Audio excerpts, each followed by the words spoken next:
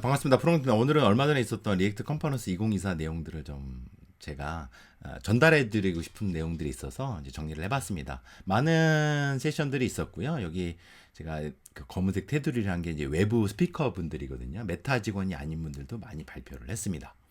이런 주제로 진행이 됐고요.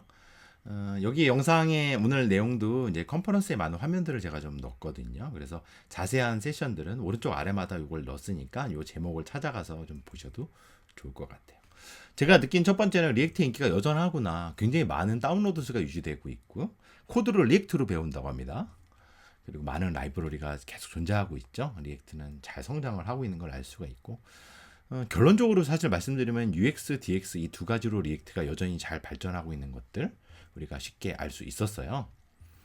굉장히 그 발전 방향이 좋다고 보고 있고요. 리액트 19 버전이 나오면서 또 이런 변화들을 구체적으로 보면은 뭐 메타 태그들을 리액트 컴포넌트에서 쓸 수 있다라는 거.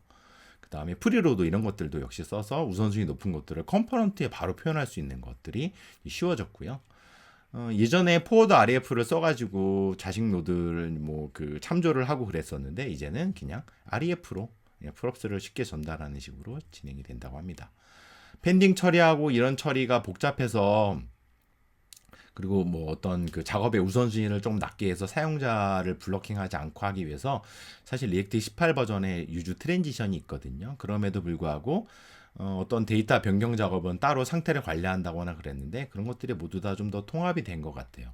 유주, 액션, 스테이치 함수를 통해서 통합이 돼서 서버로 뭔가 보내야 될 그 작업들을 여기 유주 액션 스테이치 안에 어싱크 함수로 표현을 하고요. 그 데이터도 별도의 상태 관리 없이 반환을 해주면 여기 이렇게 또 받아요. 그 과정에서 서버와 통신하는 과정에서 펜딩 작업인지 아닌지를 펜딩 상태인지 확인하는 그런 상태값도 반환을 해주고요. 그러니까는 그걸 활용해서 뭔가 하고 싶은 것들을 또 넣을 수가 있죠. 중요한 건 액션인데 폼의 액션이 서버 URL이 아니고요. 이 함수를 가리킵니다. 여기서 반환한 사실 함수거든요. 이 액션을 호출만 해주면 이 작업이 진행이 되고 그거에 따른 상태 결과값을 활용을 바로 할 수가 있습니다. 엔드포인트로 뭔가 패치 요청하고 그러셨잖아요. 이제 그런 작업이 이런 걸로 대치가 될 수 있다는 거라고 볼 수도 있죠. 작업 전후의 코드가 많이 줄어든다고 합니다. 이렇게 이 훅을 사용하면 코드가 좀 줄어든다고 하고요.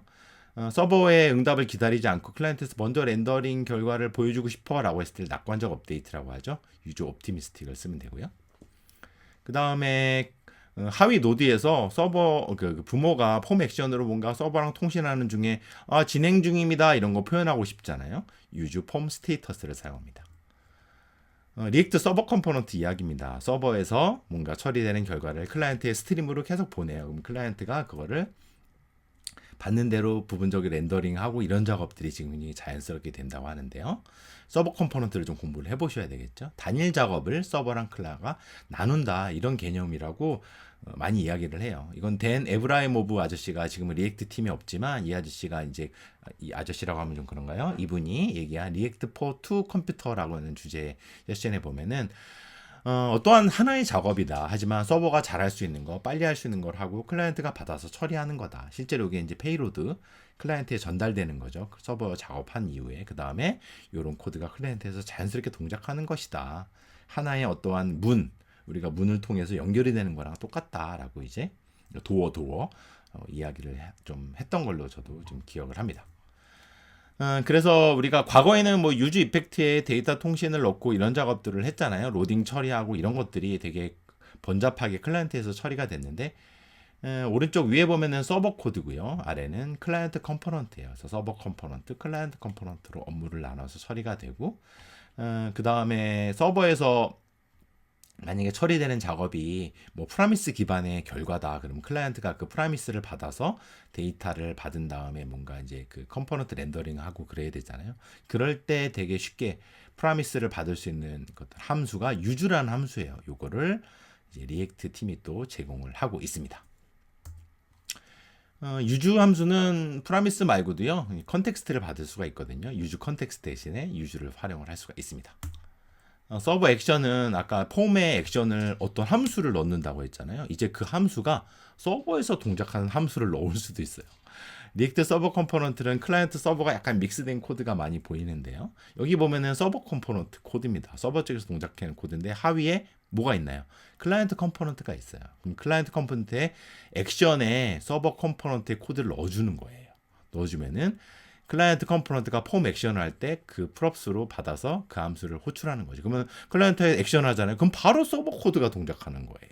DB를 줘야 하고 그 결과를 받아서 클라이언트가 사용하는 여러 가지 방법인데 그 과정에서 앞서 나왔던 유즈 트랜지션 또는 유즈 액션 스테이지, 유즈 폼 스테이터스 이런 걸 활용해서 되게 끊기지 않는 UX를 사용자에게 제공을 해줄 수가 있습니다. 이게 모두 다 서버와 클라이언트가 하나로 아래아래 좀 나눠진 상태로 진행이 되는 그런 예시 코드라고 볼 수가 있고요. 리액트 컴파일러가 등장을 했죠. 컴파일러 좀 굉장한 것 같은데 19버전에 이제 실험 버전으로 지금 현재 바벨 플러그인으로 제공이 되고 있고요. 왼쪽처럼 짠 코드를 분석을 해서 리액트 컴파일러가 이런 코드를 만든다고 우리가 상상을 할 수가 있어요. 유즈 메모가 들어가서 이제 캐시 작업을 이제 도와주는 후기죠. 실제로 이제 그 유즈 메모 캐시라는 거 활용을 해서 디펜던시 즉 캐시가 될지 안 될지를 판단하는 코드잖아요. 이제 그런 것들을 발견을 하고 캐시를 유지할지 않을지 뭐 이런 작업들을 한다고 합니다. 그래서 변경이 되는 데이터들을 구조적으로 리액트가 컴포넌트에 전달되면서 그 값을 추적을 해주고 있고요.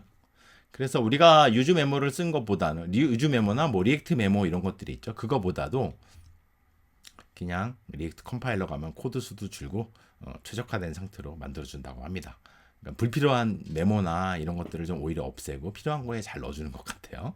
저거는 이제 그 꼭 뭐 저런 퍼센트가 아니고 어떤 사이트, 뭐 인스타그램인가 그럴 거예요. 그런 사이트를 분석한 결과를 좀 보여줬던 것 같고, 데이 2에 보면 리액트 컴파일러 딥다이브가 있거든요. 이제 바벨 플러그인 만드는 분들은 잘 아시겠지만 저도 잘 몰라요. 그래서 바벨 플러그인이 좀 그 일종의 컴파일러죠. 그래서 뭐 토크나이징 하고서는 어휘를 분석을 해가지고 그 결과를 가지고 이제 새로운 코드로 제너레이트하고 리플레이스 하는 건데 그 결과 예시처럼 그 결과처럼 뭐 코드를 분석을 해서 이게 메모가 필요한 거냐 아니냐 필요하면은 이제 업데이트하고 그 코드를 이제 바꿔치기 하고 이런 건데 그래서 원래 오른쪽 위에 보면은 그냥 일반적인 코드인데 요걸 분석을 해서 요 함수가 불려지고 작업이 진행되고 있구나라고 했을 때 유즈 메모를 이제 적용된 아웃풋이거든요. 이런 과정을 통해서 어널라이즈하고 코드가 바뀌고 하면서 변경이 됐다라는 그런 세션도 있었습니다. 굉장히 흥미로웠어요.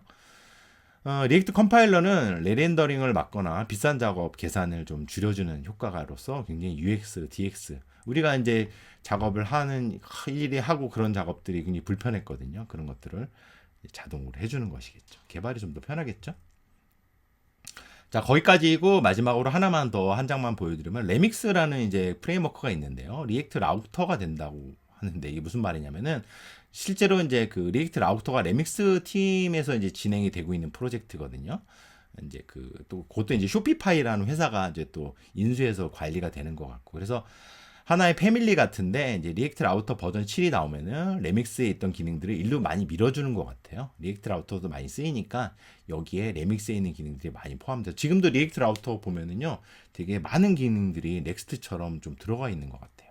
이것도 관심 있게 보시면은 좋을 것 같습니다. 자, 오늘은 제가 리액트 컴포넌트 16시간짜리를 다 본 건 아니지만 주요한 내용들을 좀 보면서 느낀 점 위주로 그냥 이것저것 말씀을 드렸는데 도움이 되면 좋을 것 같고 여러분들도 혹시 영상 보신 거 있으면은 후기 같은 거 댓글로 남겨주시면은 영상을 보는 많은 분들이 또 더 도움이 되지 않을까 생각이 됩니다. 시청해 주셔서 감사합니다.